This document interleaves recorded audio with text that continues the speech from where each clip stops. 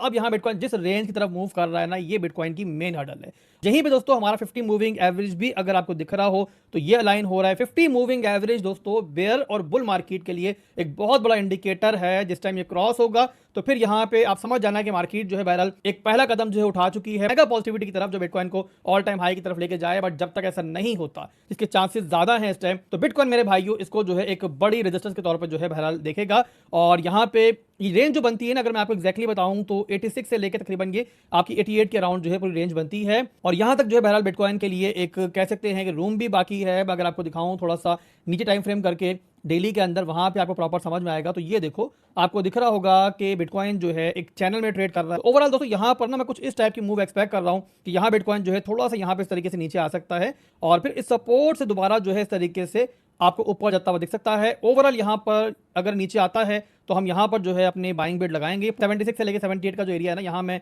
देखूंगा स्ट्रेंथ वगैरह देखूंगा, छोटी मोटी ट्रेड लेने की ट्राई करूंगा बिटकॉइन के अंदर जो ओल्ड कॉइन्स जो है उस टाइम अलाइन हो रहे होंगे। और उसके बाद टारगेट क्या करेंगे हम लोग, दोबारा से ऊपर की रेंज को, और वो है 84 और आपका 86 87 का एरिया। यहां तक मैं एक्सपेक्ट कर रहा हूं कि यहां पर अगर पॉजिटिविटी कायम रहती है और कोई बहुत बैड न्यूज मार्केट में नहीं आती फंडामेंटली, तो हम बिटकॉइन को बहरहाल देख सकते हैं।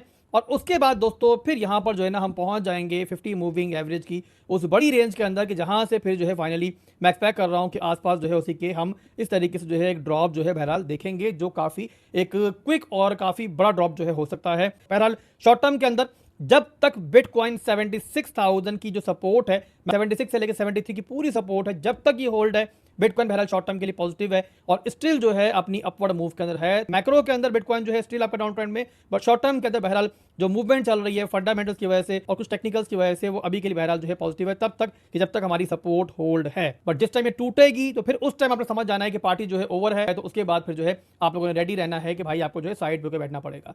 तो अभी के लिए मार्केट को एंजॉय करो, लेवल टू लेवल ट्रेड करो। मैं खुद बहुत सारे ट्रेड्स दे रहा हूँ मुसलसल डेली के हिसाब से। जाहिर है मार्केट को मेरे भाई हमने मैक्रोस के अंदर भी डील करना है और लेवल टू लेवल के अंदर भी नहीं छोड़ना है। इस तरीके से क्या होगा, हम अपनी इन्वेस्टमेंट्स के अंदर भी पैसा बनाएंगे, ठीक टाइम पे एंट्री ठीक टाइम पे एग्जिट लेंगे। और उसी के साथ छोटे छोटे मूव्स जो होते हैं ना, जो आपके इन लोअर हाइज के दरमियान बनते हैं, जैसे कि आप यहां पर देखो तो ये लोअर हाई का मूव कोई मामूली मूव थोड़ी है। इसके अंदर बिटकॉइन ने लगभग यहां पे तकरीबन 23% 24% पंप किया है।